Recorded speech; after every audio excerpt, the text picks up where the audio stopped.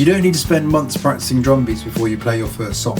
After teaching hundreds of beginners, I found that Green Day's Warning is hands down the fastest way to learn the simple beats that 90% of drumming is built on. So in this video, I'll show you how to use Warning to master those foundational beats, move fluently around the kit, and create your own drum parts in a fraction of the time it would take with technical exercises. To start, let's get an understanding of what we're hearing. The first thing you have to do with any song is identify the pulse. This is the heartbeat of the song. Now we could just listen to the drum beat, but you're going to be the drummer. So let's see what we can get from the guitar part. We're essentially listening for a consistent rhythm that we naturally nod our head to. Now we could nod to every single note, but that feels a bit fast, doesn't it? So if we half it, one nod for every two notes, that feels about right. Let's put that on the hi-hat. Bonus points if it's your closest hand to it.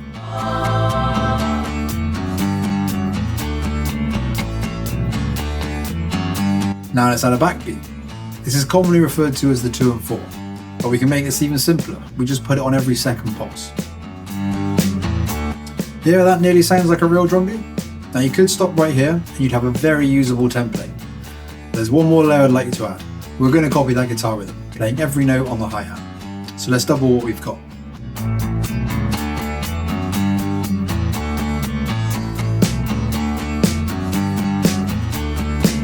This template, this combination of consistent hi-hats and the backbeat, this is one of the most common hand patterns you'll ever play. You'll hear it in thousands of songs across rock, pop, punk, indie, the lot. It's worth playing this through the verse right now to make sure you can keep this going round and round without any mistakes. If it's too fast, slow the track down. A 10% drop in speed can do wonders. Once you've got this locked in, I'm going to show you a concept that's going to completely change how you think about creating drum parts. It's something I use in every song I play, and in about 2 minutes, you'll be using it too. Now that you're happy with the template, we can start adding some kicks. There's a concept I like to call rhythmic precedent. Think of rhythmic precedent like a menu at a restaurant. The guitar is the chef, and they're showing you all the rhythmic options available. Every note they play is something on the menu. Your job as the drummer is to look at that menu and decide which rhythms you want to order for your kick drum. You don't have to order everything on the menu, but you can order something that's not on the menu. You need to know the chef a little better for that. In the case of Warning, the guitar has set a precedent for every 8th note, which is what our hi-hat is already playing. So theoretically, we could play all of those notes on the kick drum as well. But we're getting ahead of ourselves. I had a new student last month who'd been stuck trying to figure out what kick patterns to use in their band. The moment I showed her this rhythmic precedent concept, she went home and wrote drum beats for like 5 different songs, all in one session. This works really well. For now, let's start with kicks on the pulse. Those quarter notes we started with on the hi-hat. But here's where it gets really fun. You're about to discover that with this single template, you can create loads of different drum beats. Same hands, different kicks. Try any, some, or all kicks on those pulses. Explore, see how many variations you can create without breaking the template. Whatever kicks you use, try and keep them consistent for a while.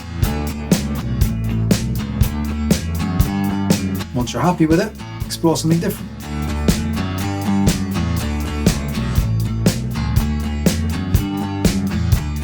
Now you've got kicks on the pulse, your next job is to explore some extras on the menu.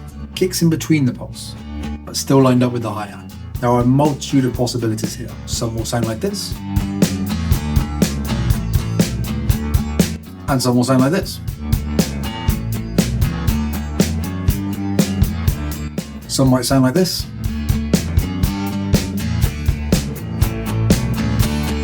and some might sound like this. But here's the beautiful part.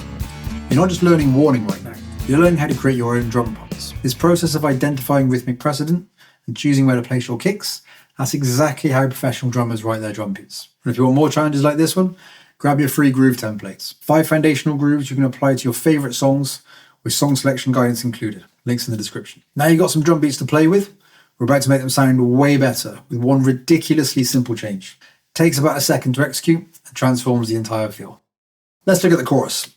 You'll notice, aside from the lyrics changing, everything else is pretty much the same musically. So how do we make the chorus feel different without learning a completely new beat? Well, we can change our hi-hat for a ride cymbal. Now if you picked up those bonus points earlier, and you used your closest hand for the hi-hat, you can switch your hands now and repeat the earlier lessons with your hands switched over. If you're rocking crossed hands, open them up. Same mechanics, same notes, different cymbal. This is a really easy trick to use as you change from section to section. Nothing else needs to change. Although it can do, but the simple transition will instantly make each section of the song sound different from the next. Let's really mark that change. So on beat 1 of the chorus, hit a crash cymbal.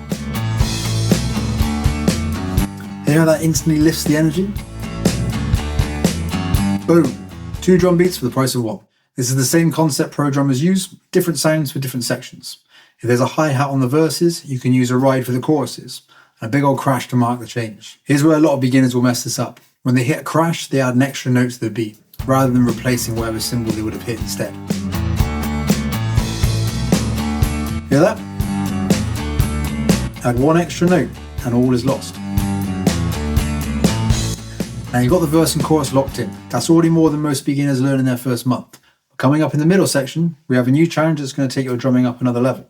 Our restaurant has a new menu. Let's see what's on offer. About 2/3 into the song, we have the middle section. Here we're going to perform the same trick we did moving from verse to chorus, but this time we're moving from the ride to the floor tom. It's going to give you that tribal feel. We've got an added opportunity with this section though. Like I said before, our menu has changed. We no longer have our buffet of rhythmic precedence set by the guitar. What we've got instead is something a little more specific. So here's a question. Can you explore that riff and put kicks on any, some or all of the guitar notes?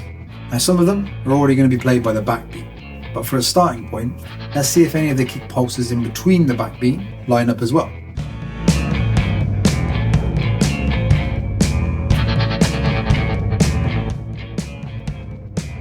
Okay, so I'm hearing that most of them are there, but the riff seems to dance around the third one. Maybe we can change that bit.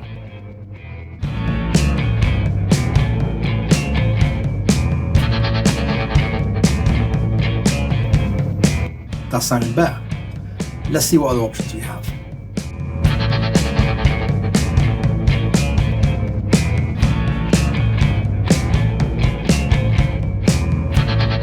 I think that's all of them. I'll leave it up to you to see which ones you want to play, but go and explore some options. This is trickier than the verse and chorus, but it's also where you really start to understand how your drumming works. You're listening to the other instruments, finding the rhythms, and translating them to your kit. Okay, you've got 3 sections figured out. But here's the thing nobody tells you. The hardest part isn't playing each section. It's gluing them together, smoothly. In the next section, I'm going to show you a practice technique that makes transitions 10 times quicker to learn. This is what being a musical drummer is all about. And by the way, if you want to be more of a musical drummer, download your free groove templates, apply them to the songs you already love, and develop your own kick patterns. Links below. Now, we have our 3 sections. Verse on the hi-hat, chorus on the ride, middle it on the floor tom, and we're going to hit a crash cymbal whenever we change sections. Here's a run through to show you how it all sounds together.